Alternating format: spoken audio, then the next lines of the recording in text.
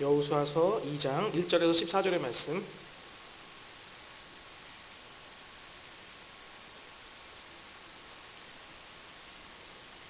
여호수아서 2장 1절에서 14절의 말씀. 제가 한 절 여러분이 한 절 교독하도록 하겠습니다.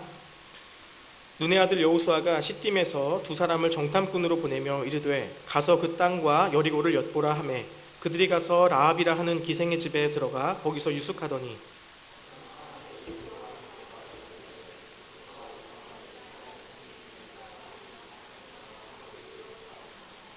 여리고 왕이 라합에게 사람을 보내어 이르되 내게로 와서 내 집에 들어간 그 사람들을 끌어내라. 그들은 이 온 땅을 정탐하러 왔느니라.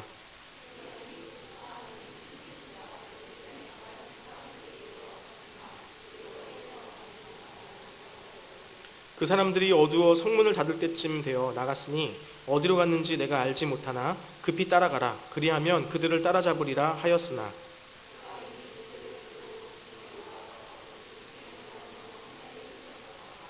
그 사람들은 요단 나루터까지 그들을 쫓아갔고 그들을 뒤쫓는 자들이 나가자 곧 성문을 닫았더라.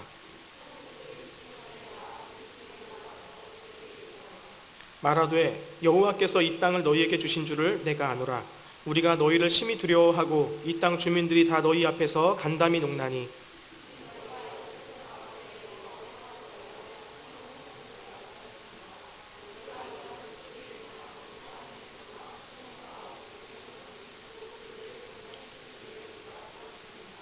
우리가 듣자 곧 마음이 녹았고 너희로 말미암아 사람이 정신을 잃었나니 너희의 하나님 여호와는 위로는 하늘에서도 아래로는 땅에서도 하나님이시니라.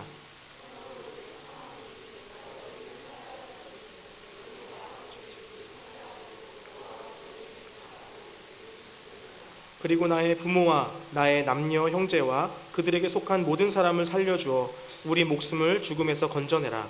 그 사람들이 그에게 이르되 내가 우리의 이 일을 누설하지 아니하면 우리의 목숨으로 너희를 대신할 것이요 여호와께서 우리에게 이 땅을 주실 때에는 인자하고 진실하게 너를 대우하리라. 아멘. 네, 오늘은 환경과 상관없는 믿음이라는 제목으로 우리가 함께 하나님의 은혜를 함께 누렸으면 좋겠습니다. 이 가나안 땅에 이 두 사람의 정탐꾼을 파송하는 것으로 이렇게 이제 여리고 전쟁이 시작되어집니다. 전쟁을 치르기 전에 이 적지에 정탐꾼을 보내는 것이죠. 여러분 정탐꾼을 보내는 이유를 아십니까? 정탐꾼을 보내는 이유를 아세요? 예, 지피지기면 뭐죠? 네, 백전백승입니다. 그를 알고 나를 알면 싸워도 100번 이긴다는 뜻이죠. 전쟁에서 승리하기 위해서는 두 가지를 알아야 한다는 것입니다. 먼저 적을 알아야 합니다. 적이 누구인지, 적이 어떤 무기를 쓰는지, 또 적이 어떤 능력을 가지고 있는지, 적이 어떤 전략을 구사하는지, 적의 규모가 어느 정도 되는지 적을 알아야 됩니다. 영적으로도 마찬가지죠. 우리를 무너뜨리려고 하는 사단의 실체를 모르고는 거의 다 넘어지고 맙니다. 에베소서 6장 12절 말씀에 보면 이렇게 말씀하고 있습니다. 우리의 씨름은 혈과 육을 상대하는 것이 아니요 통치자들과 권세들과 이 어둠의 세상 주관자들과 하늘에 있는 악한 영들을 대함이라. 이렇게 말씀하고 있습니다. 이 보이지 않는 적들이 우리를 공격한다는 겁니다. 보이지 않는 적들이 우리를 넘어지게 한다는 겁니다. 어쩌면 우리의 적은 가까이에서 우리의 마음을 아프게 하는 관계이며 또 우리의 마음 가운데 환경이 아니라 그 뒤에서 우리를 넘어뜨리려고 하는 세력이 있다라는 그것을 말하는 것입니다. 우리가 그것을 분별하게 될 때에 싸워야 할 대상이 분명해지는 것이죠. 바로 내 눈앞에 있는 관계가 싸워야 될 대상이 아니라 그 너머에 그 뒤에서 우리를 조종하려 하고 우리를 넘어뜨리려고 하는 세력이 있다는 것들을 인지하게 될 때 적이 누구인지 바로 알게 된다는 겁니다. 또 두 번째로 우리가 이 전쟁에서 승리하기 위해서 알아야 할 것은 자기 자신입니다. 이 지피만 가지고는 안 된다는 것이죠. 지기가 있어야 한다는 겁니다. 자기를 알아야 한다는 겁니다. 그런데 사람들이 의외로 자기를 잘 모르는 사람들이 많습니다. 자기를 모르니까 고칠 수가 없는 거죠. 남들에 대해서는 그렇게 정확하게 비판하고 남들에 대해서는 그렇게 예리한 눈으로 지적을 하는데 정작 자기를 모르는 사람들이 많습니다. 여호수아서 1장 17절 말씀이 있는데요. 우리 함께 같이 한 목소리로 한번 읽어보겠습니다. 우리는 범사에 모세에게 순종한 것 같이 당신에게 순종하려니와 오직 당신의 하나님 여호와께서 모세와 함께 계시던 것 같이 당신이 함께 계시기를 원하나이다. 예, 이건 이스라엘 백성들이 여호수아에게 했던 말입니다. 그들이 여호수아에게 뭐란 말합니까? 그들이 말하기를 그들이 범사에 모세에게 순종했던 것과 같이 이렇게 말을 합니다. 그런데 여러분, 이 사람들이 범사에 모세의 말에 청종했던, 그 모세의 말에 순종했던 사람들입니까? 이스라엘 백성들이 정말로 모세의 말을 순종했던 사람들입니까? 끊임없이 원망하고 끊임없이 불평하고 불순종했던 사람들이 이스라엘 백성들이었습니다. 그러면서 자기들 생각에는 이 정도면 순종한 거지, 이 정도면 내가 그 말을 청종한 거지 라는 확신이 있으니까 이런 말을 하고 있는 겁니다. 우리가 범사에 모세에게 순종했던 것과 같이 라고 얘기하고 있다는 것이죠. 이것이 인간의 실체라는 겁니다. 모든 사람들이 객관적으로 이것이 아니라고 하는데 자기 자신은 그것이 맞다라고 굳게 믿고 있는 것이죠. 이스라엘 백성들이 자기를 너무 모르는 거죠. 자신들이 얼마나 불순종하고 얼마나 그렇게 하나님의 말씀을 따르지 않았던 사람들인지를 그들 자체가 잘 모르고 있는 겁니다. 그래서 사역이 힘든 것 같아요. 이 말씀을 전하면 거기에 이제 말씀을 듣고 자기의 연약함을 발견하고 또 거기에 깨달음이 있으면 저건 나에게 주시는 말씀이야 라고 우리가 받으면서 우리가 이렇게 인식해야 우리의 삶의 교정이 시작됩니다. 우리의 삶이 조금씩 변화가 되어지는데 이 자기를 모르니까 이렇게 자기에게 꼭 맞는 말씀이 전해져도 다 비켜갑니다.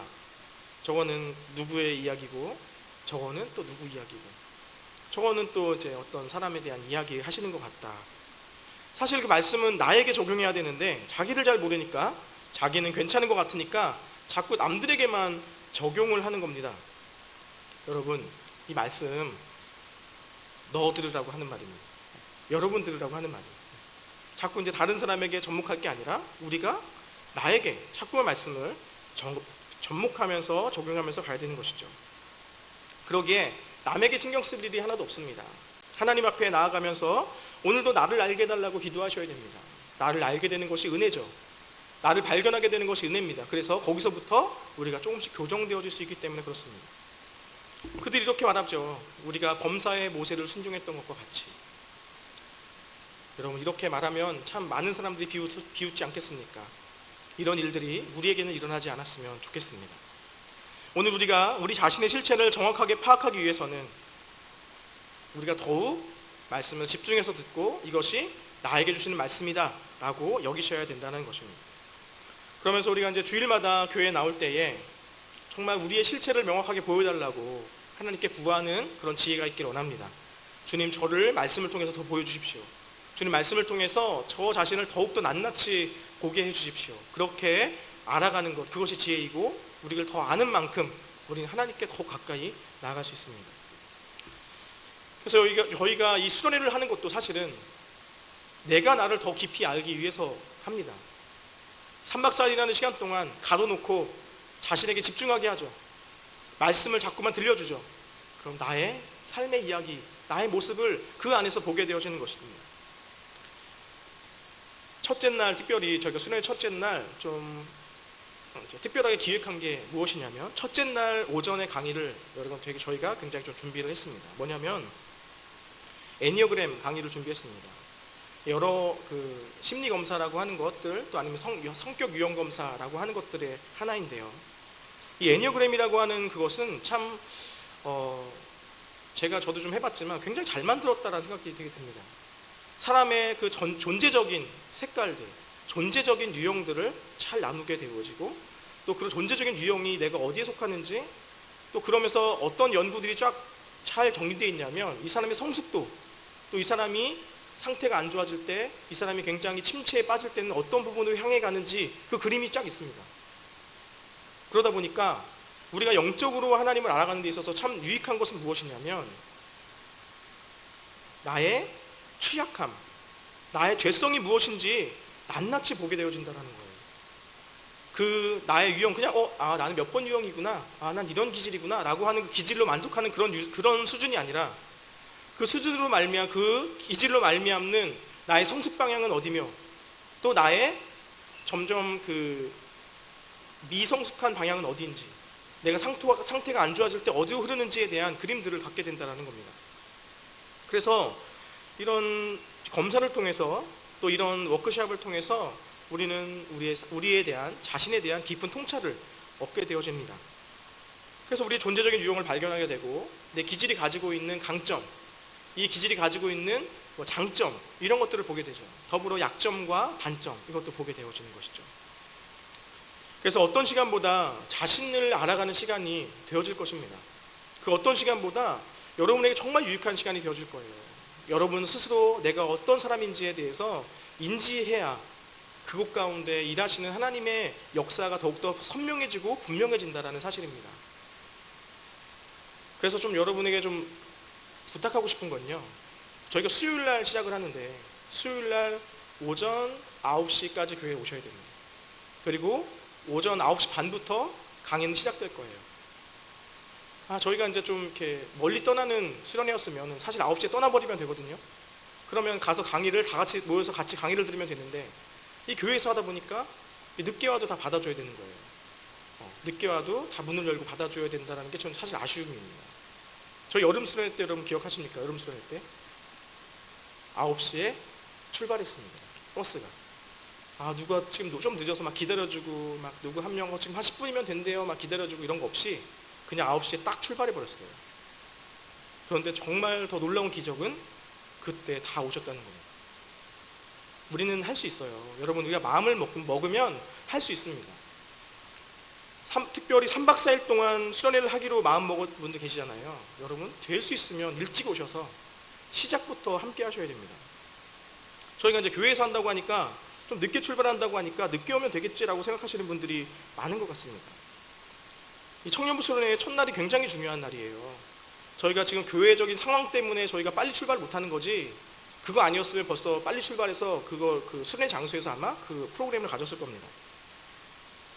우리가 수련회 장으로 가는 게 중요한 게 아니라 그 첫날을 어떻게 보내느냐가 굉장히 중요한 겁니다.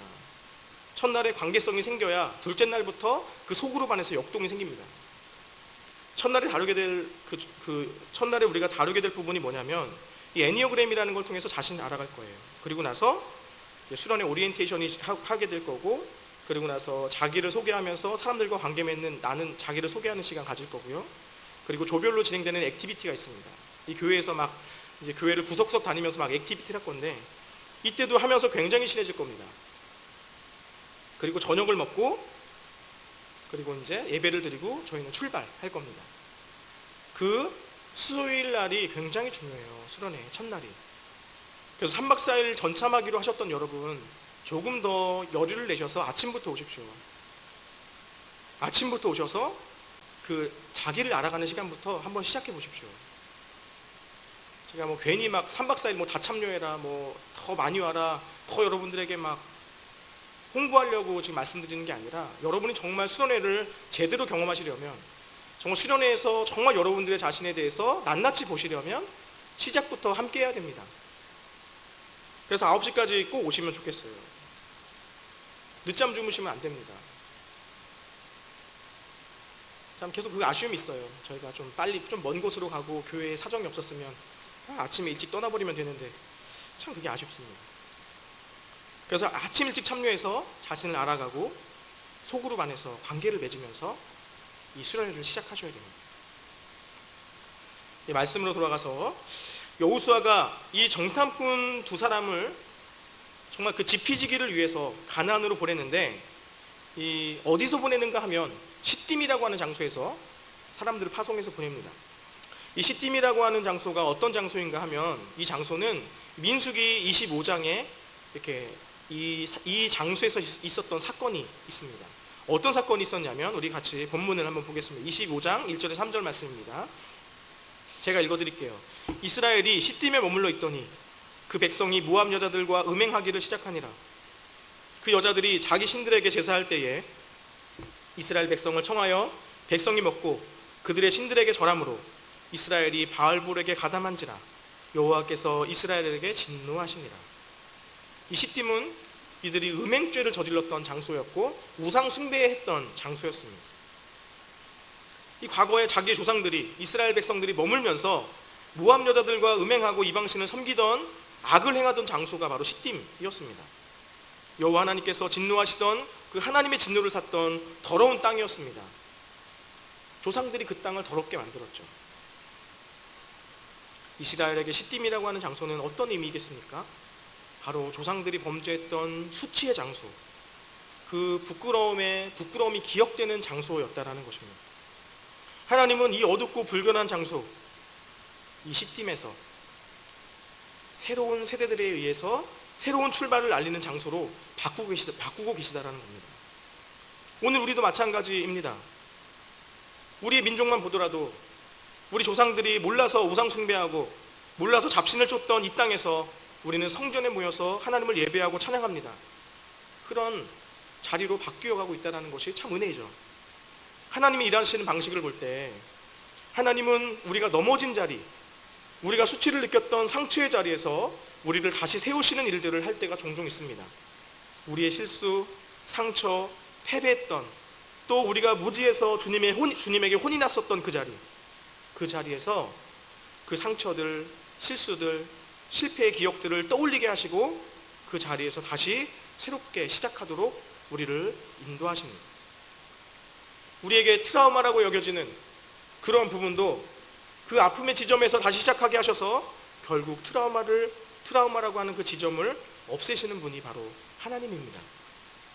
우리는 더 이상 기억하고 싶지 않고 더 생각하고 싶지 않다 하더라도 주님이 우리를 초청하시고 알게 하시고 기억나게 하시면 여러분 그 자리를 걸어서 한번 함께 가보십시오. 주님이 우리에게 불현듯 떠오르게 하고 불현듯 기억나게 하시는 그것은 우리가 이제 그 문제를 해결할 때가 되었다는 겁니다. 이제 그 문제 가운데 매여서 살 때가 아니라 이제는 그 문제에서 해방될 때가 되었다라고 우리를 이끄시고 있는 것입니다. 주님은 그 지점에서 여러분들을 세우기 원합니다. 가정에서의 아픔, 또래 집단에서의 소외감, 관계 안에서의 상처, 주님께서 그 지점을 우리에게 보이고 이끄시고 계신다면 그 기억들을 따라가서 주의 인도를 받으시기 바랍니다. 우리의 아팠던 기억이, 우리의 슬펐던 기억이, 우리의 상처의 그 기억이 주님의 새롭게 하심으로, 주님을 만난 기억으로, 주님의 사랑을 받은 기억으로, 주님의 치료하심을 경험하게 되어지는 기억으로 새롭게 우리에게 저장되어질 것입니다. 그래서 이후로 이 여호수아 이후로 이 시딤이라고 하는 장소는 음행으로 죄를 짓고 우상을 섬기고 부끄러웠던 장소가 아니라 그곳을 지날 때마다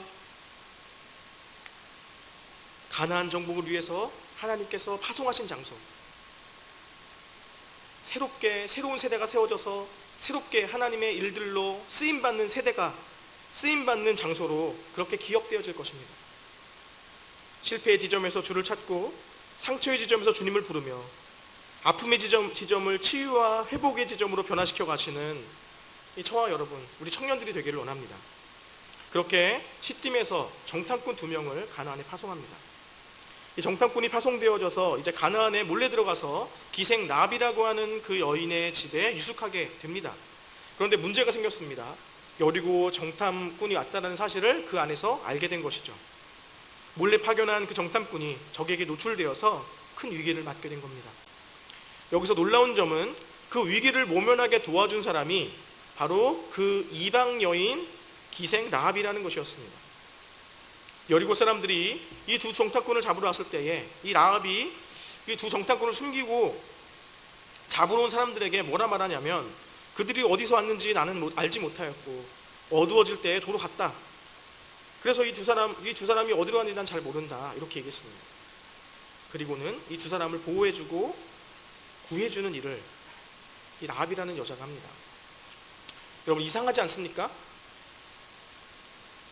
왜 이방 여자 라합이 자신의 조국을 배신하고 적지에서 파송된 이 두 정탐꾼을 보호해주냐는 겁니다. 이상하지 않아요? 우리의 민족도 아니고 다른 적이고 우리를 쳐들어오려고 하는 민족인 걸 알고 있어요. 그런데 왜 그 적의 정탐꾼들을 이 이방 여자가 자기의 민족을 배신하면서까지 받아주고 그들을 숨겨주냐는 겁니다. 제가 생각해봤는데 정탐꾼의 외모가 공유나 이동욱이라면 조국을 배신할 수 있을 것 같다는 생각이 좀 들었습니다. 끄덕이는 자매들이 좀 있어요. 네. 정탐꾼이 얼마나 잘생겼으면 그렇게 조국을 배신하면서까지 정탐꾼을 도와줄까?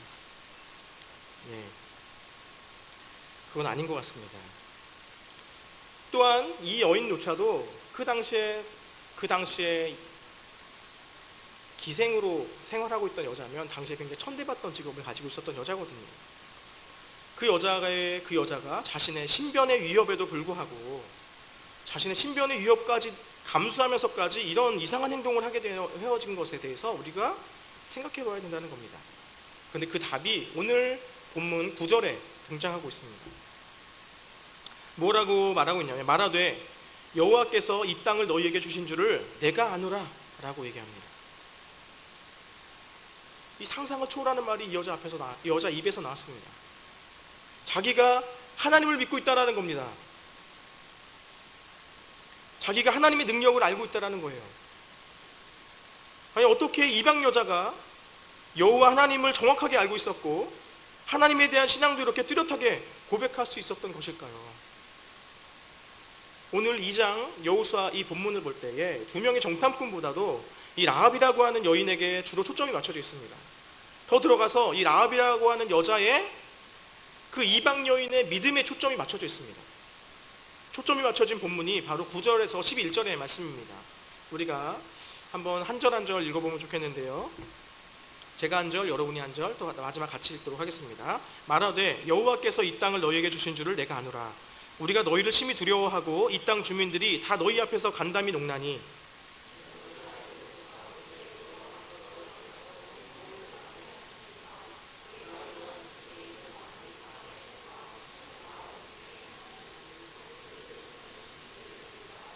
함께 읽겠습니다. 우리가 듣자 곧 마음이 녹았고 너희로 말미암아 사람이 정신을 잃었나니 너희의 하나님 여호와는 위로는 하늘에서도 아래로는 땅에서도 하나님이시니라. 라합은 하나님을 알고 있었고 하나님의 하실 일들을 믿고 있었습니다. 하나님의 살아계심을 믿고 있었습니다. 신기하지 않습니까?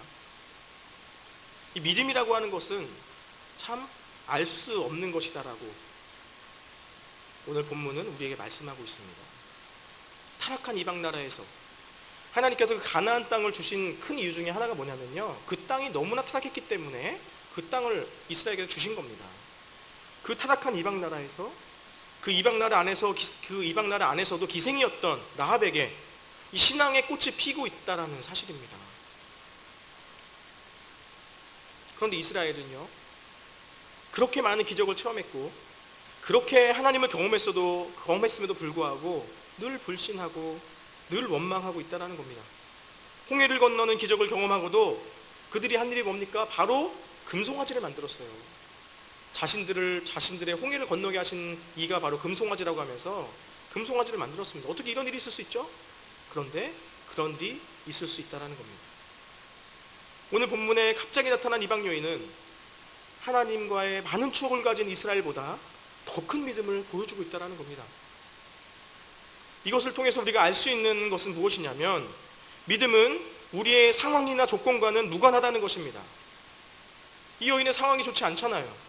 이 여인의 상황이 하나님도 알 수 없을 만큼의 그러한 처지에 있는 사람인데 이 여인에게 믿음이 있었다는 겁니다. 또 좋은 환경에 있었던 이스라엘 백성들에게는 그러한 믿음이 없었다는 거예요. 그러기에 우리는 그 믿음에 대해서 핑계할 수가 없습니다. 내가 교회 다닌 지 얼마 안 되었다고 믿음이 작다. 교회 다닌 지 얼마 안 됐기 때문에 나는 작을 수밖에 없다. 직장 생활이 지금은 힘들어서 믿음 생활을 할 수 없다. 또 지금은 대학생, 지금은 이제 딱 신입생이니까 지금은 놀아야 되기 때문에 믿음이 있을 수 없다. 여러 가지 이유, 핑계를 댈 수 있지만 이 믿음에 대해서는 핑계가 될 수 없다는 겁니다. 또 진로 때문에 많은 고민을 하는 시기죠. 또 우리 부모님이 안 믿으시는 것 또한 우리에게 믿음의 어떤 이유를 될 수 있는 한 요소가 됩니다. 또 부모님이 교회 다니시는 걸 너무나 싫어하시기 때문에 우리의 믿음이 작을 수밖에 없다. 여러분, 이러한 것들이 우리의 작은 믿음에 대한 핑계가 될 수 없다는 겁니다. 교회를 오래 다녀도 믿음이 어린 자들이 있습니다. 계속 어린아이 같아요. 초등학교에 입학하면은 이제 덧셈, 뺄셈 이런 거 배우잖아요. 그러면 이제 거기서 초등학교는 뭐 한 학년 점점 올라가면서 3학년, 4학년 되면서 좀 이제 곱하기도 하고 나누기도 좀 배워야 되는데 3년이 지나고 5년이 지나도 계속 덧셈, 뺄셈만 하고 있다라면 문제가 있지 않겠습니까? 우리는 우리의 믿음이 자라기를 위해서 기도해야 됩니다. 우리의 믿음이 더욱 자라기를 위해서 여러분 기도하셔야 됩니다.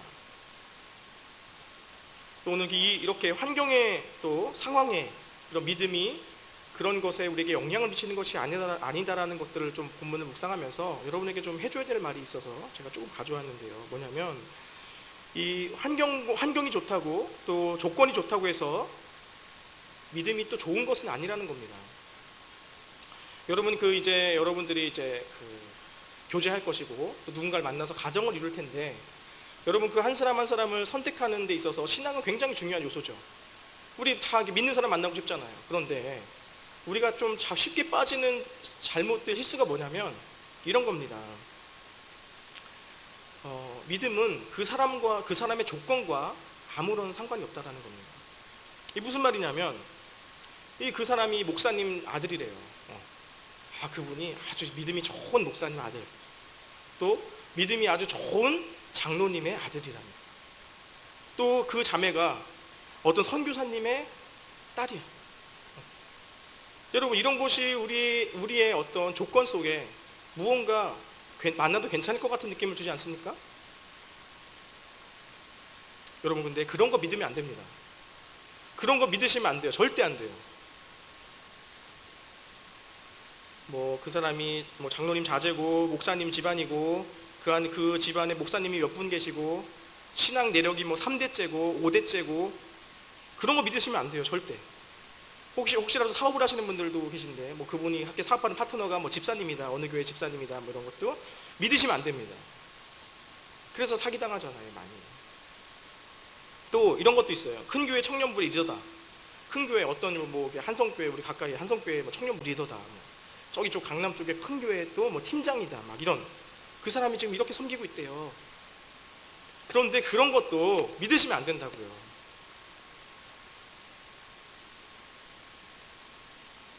우리가 그 교회 사정을 모르지 않습니까? 사람이 너무 없어서 사람을 세우려고 했는데 너무 없어가지고 그나마 그냥 교회 나오는 애니까 얘를 시켰어요. 그래서 리더가 됐을 수도 있습니다.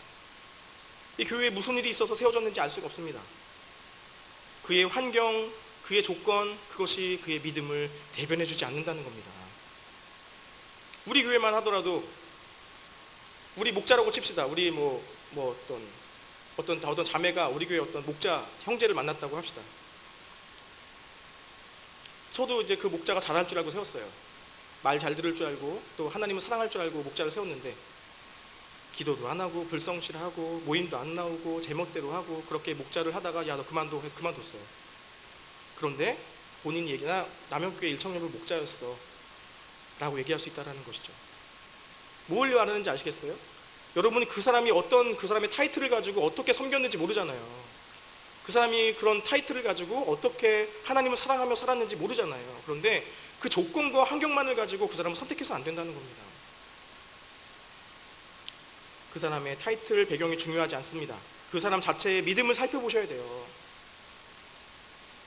그래서 사람을 정할 때에는 그 아버지의 신앙이 좋다거나 그 형의 신앙이 아주 좋다거나, 여러분 내가 만날 사람은 그 사람이 아니에요.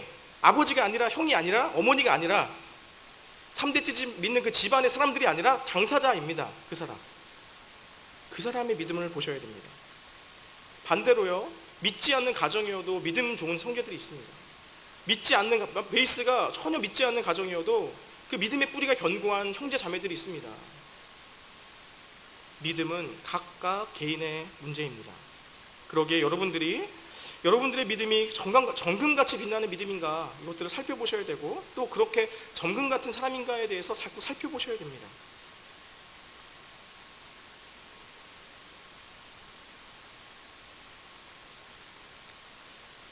또 여러분 반대로 이렇게 생각해 보셔야 돼요. 뭐냐면 우리도 나의 믿음을 살펴보셔야 됩니다. 나의 믿음. 우리는 그러죠. 좋은 형제를 만나고 싶고 좋은 자매를 만나고 싶고 믿음 좋은 자매를 만나고 싶고 믿음 좋은 형제를 만나고 싶어요. 그렇지 않습니까? 다 그렇죠? 아니에요? 지금 얘기하기 좀 창피해요. 네, 다 믿음 좋은 형제를 만나고 싶어요. 다 그렇게 믿음 있는 사람들을 만나고 싶습니다. 교회 안에서의 공통적인 분위기입니다. 그런데 자기를 생각해 봐야 됩니다. 자기를 어떻게 생각하냐면요, 나를 만날 형제는 행복할까? 나를 만나는 자매는 과연 행복할까? 이 정도 수준의 나를 가지고, 나의 믿음을 가지고 있는 나를 만나는 형제는 정말 과연 행복할까? 이 정도 수준의 믿음을 가지고 있는 나를 만나는 그 자매는 행복할까? 여러분, 이거 고민해 보셔야 됩니다. 나를 만나면 참 불행해질 텐데, 이런 생각이 드십니까? 나를 만나면 참 그 사람 참 딱하다, 안 됐다, 계속해서 애를 키워야 되겠네. 여러분, 자기는 안 본다니까요. 다른 사람만 보지. 이렇게 자기의 생각 속에서 자기가 누군가에게 행복이 되어지지 못할 것 같으면 멈추셔야 돼요. 그 사람의 인생을 위해서 여러분 멈춰주셔야 됩니다. 자기는 잘 모르면서 좋은 사람만 얻기 원하잖아요. 좋은 사람만 만나려고 하지 말고, 이 자기는 자기에 대해서 어떻게 생각하는지에 대해서 여러분 잘 돌아보고, 내 믿음은 정말 누군가를 만날 수 있는 때인가, 그런 믿음인가를 아셔야 됩니다. 제 이야기를 좀 드리자면, 먼저 미안합니다. 저는 그 아내를 만나기 전에 저는 이런 생각들이 좀 있었어요. 나를 만나는 자매는 얼마나 행복할까. 네, 좀 어이가 없으시죠? 네. 그랬어요. 그래서 아내랑 이제 소개팅을 할 때도 이런 생각을 했다니까요. 제가 참 이 자매가 얼마나 기도를 많이 했으면 나를 만났을까. 이건 뭐 거짓말 하나도 못하지 않은 정말 저의 진심이었습니다. 뭐 하나님에 대한 열정이 있고, 또 하나님이 위해서 살겠다라고 또 믿음도 가지고 살고, 또 저도 이렇게 대화나 이런 것들이 소통이 되고, 스스로 저는 참 귀하다 이런 생각이 있었습니다. 제가 뭐 돈만 없다 뿐이지 그 나머지의 것들은 다 괜찮다라는 생각들이 있었습니다. 그래서 이 나 정도 되는 형제를 만나는 자매는 얼마나 행복할까, 이런 생각들을 하다가 참 우리 아내를 처음에 만나게 됐을 때 참 이 자매는 얼마나 기도를 많이 했길래 나를 만날 수 있었을까. 네. 그래서 초반에 아내가 이렇게 좀 튕겼어요, 사실은. 조금 이렇게 저희는 5번을 만나고 이제 같이 만나는 것을 약속하고 5번을 만났는데, 이제 계속 좀 튕기더라고요, 약간. 그래도 이 자매에게 그래도 기회를 줘야겠다. 그래서 내가 좀 더 이 자매에게 기회를 줘서 이 사람도 좀 은혜를 경험하고, 또 이렇게 이 사람 여태까지 기도 많이 한 것 같은데 내가 복이 되어서 일단 기쁘게 해야겠다. 그래서 계속 거절했지만 제가 좀 적극적으로 다가가니까 또 아내가 얼마나 기도를 많이 했는지 저를 얻게 된 거죠. 이러한 확신들이 그냥 너무나 그냥 아무런 근거 없는 왕좌병, 공주병이 아니라 스스로 하나님께 드린 삶에 대한 제 스스로의 어떤 뿌듯함, 저의 약간 높은 가치관, 저를 좀 존중하는 가치감이, 존중하는 마음이 저한테는 좀 있었던 것 같습니다. 여러분, 그 본인에 대해서 좀 그런 마음들이 좀 여러분들의 스스로에게도 좀 생겨나기를 좀 원합니다. 죄송하다고 말씀드렸죠. 자, 넘어가겠습니다. 오늘 또 이렇게 라합의 믿음을 살펴볼 때에 이러한 믿음이 가능하기까지는 3단계가 있었습니다. 이 라합이 믿음이 갑자기 이렇게 큰 믿음을 확 보여주는 그런 믿음이 되기까지는 3단계의 단계가 있었다고 분석해 볼 수 있는데요. 첫 번째 단계는 듣는 단계입니다. 이 10절 말씀을 보겠습니다. 10절 말씀 우리 함께 읽어볼까요? 이는 너희가 애굽에서 나올 때에 여호와께서 너희 앞에서 홍해물을 마르게 하신 일과 너희가 요단 저쪽에 있는 아모리 사람의 두 왕 시온과 옥에게 행한 일, 곧 그들을 전멸시킨 일을 우리가 들었습니다. 라합은 자기가 운영하던, 또 자기가 일을 하던 그곳에서 수많은 유숙객들의 입을 통해서 여호와 하나님에 대한 소문을 듣게 되었습니다. 이 라합이 자기의 집으로 오가는 수많은 투숙객들로부터 여호와 하나님에 관한 사실을 듣게 되었다는 사실입니다. 이스라엘 백성들을 홍해를 가르는 기적을 통해서 그들을 살려주신 거라든지, 또 요단 동쪽에서 아모리 사람 그 두 왕 시온이라는 왕과 옥이라는 왕을 전멸시킨 일을 그가 들었습니다. 이 사실을 기생 라합이 듣고 있었다는 겁니다. 로마서 10장 17절에 이렇게 말씀하고 있습니다. 그러므로 믿음은 들음에서 나며 들음은 그리스도의 말씀으로 말미암느니라. 믿음은 들음에서 난다라고 합니다. 그러기에 복음이 들려지는 인생은 참 복된 인생입니다. 많은 이야기들을 듣지만 그 안에서 복음이 들려진 라합은 그것을 마음에 새겼습니다. 그리고 복음이 들려지는 그 인생이 되어지면서 점점 믿음으로 가게 되어지는 모습을 보여줍니다. 여러분, 그러하기에 우리는 말씀을 들어야 됩니다. 날마다 새로운 말씀을 들어야 됩니다. 아침마다 말씀을 들을 때에, 우리가 새롭게 말씀을 들을 때에 믿음이 생겨난다는 겁니다. 더불어 우리의 머릿속에 날마다 좋은 것을 채우시기 바랍니다. 어떤 것을 넣느냐에 따라서, 그 사람의 머릿속에 무엇을 넣느냐에 따라서 그 인생이 규정되고 그의 삶이 결정되어집니다. 날마다 잡스럽고 날마다 탐욕스럽고 날마다 수군거리며 날마다 편을 가르고 하는 사람이 옆에 있으면 머지않아서 여러분 그 사람 닮아갑니다. 우리는 좋은 것을 들어야 됩니다. 좋은 것을 머릿속에 넣어야 됩니다. 가급적이면 건강한 것, 가급적이면 긍정적이고 가급적이면 신선한 것들을 내 심령 가운데 많이 들려지도록 애를 써야 됩니다. 거기서부터 좋은 것들이 나오게 되어집니다. 들음에서 나기 때문에 그래요. 들음에서 나기 때문에 그러합니다. 두 번째는 그 라합이 두 번째 단계로 나아가는데, 그 두 번째 단계는 무엇이냐면 이 말씀을 대해서 긍정적인 태도가 생긴다라는 겁니다. 이 11절 말씀 이렇게 고백합니다. 우리가 듣자 곧 마음이 녹았고 너희로 말미암아 사람이 정신을 잃었나니, 이렇게 얘기합니다. 사도행전에 비슷한 말씀이 있습니다. 뭐냐면 사도행전 2장에서 베드로가 사람들에게 예수 그리스도의 그 십자가에 대한 복음 설교를 하는데요, 그 설교를 들었던 사람들이 이 말씀을 들으면서 이렇게 나타내고 있는 표현들이 있었습니다. 무엇이었냐면, 저희가 이 말을 듣고 마음에 찔려 형제들아 우리가 어찌할꼬 하거늘, 이런 말들을 했습니다. 이 살아계신 하나님의 복음과 구원 계획을 듣고 나니까 우리가 예수 그리스도를 몰라서 십자가에 못 박았다는 것을 깨닫게 된 겁니다. 그러면서 우리가 어찌할꼬, 우리가 이제 어떻게 해야 되는가 라고 하는 것에 대해서, 어떻게 살아야 되는가에 대해서 그들이 고민하게 된 것이요. 이것이 말씀에 대한 긍정적인 태도라는 겁니다. 여러분, 첫 번째가 지적인 단계라면 이 두 번째는 말씀을 감정적으로 받는 것을 말하는 겁니다. 라합은 하나님에 관한 지적인 단계를 감정적인 단계로 발전시켜 갔습니다. 성경을 아는 많은 사람들이 이 지적인 단계에 머무르는 경우들이 많습니다. 이 지적인 단계를 감정적인 단계로, 내 마음에 녹아 하나님 앞으로 나아가게 하는 단계로 바꿔지도록 우리가 애써야 됩니다. 마지막 세 번째 단계가 무엇이냐면 결단의 단계죠. 그가 결단합니다. 12절과 13절의 말씀인데요, 제가 한 절 여러분이 한 절 읽도록 하겠습니다. 그러므로 청하노니 내가 너희를 선대하였은즉 너희도 내 아버지의 집을 선대하도록 여호와로 내게 맹세하고 내게 증표를 내라.